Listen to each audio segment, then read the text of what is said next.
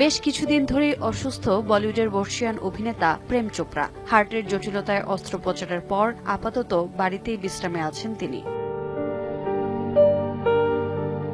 বার্ধক্যজনিত কারণে কিছুদিন আগে হাসপাতালে ভর্তি হন প্রেম চোপড়া। চিকিৎসা শেষে ফিরে 1 মাস না পেরোতেই ফের অসুস্থ হয়ে পড়েন তিনি। আবারও যেতে হয় হাসপাতালে। অভিনেতার শারীরিক অবস্থা দেখে অপারেশনের সিদ্ধান্ত নেন চিকিৎসকরা।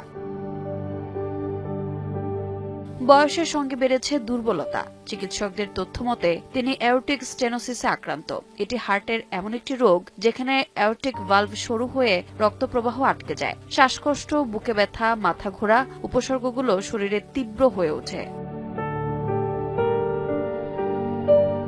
হার্টের বাম নিলয় থেকে শরীরে রক্ত পাঠানোর পথেই থাকে অ্যাওর্টিক ভালভ নামের একমুখী দরজা। বয়স বাড়লে বা ক্যালসিয়াম জমলে দরজাটি ঠিকমতো খুলতে বন্ধ হতে পারে না, ফলে হার্টের স্বাভাবিক পাম্পিং ব্যাহত হয়। প্রেম চোপড়ার ক্ষেত্রেও সেই দরজা সংকুচিত হয়ে বিপদ আরও বাড়িয়ে তুলেছিল।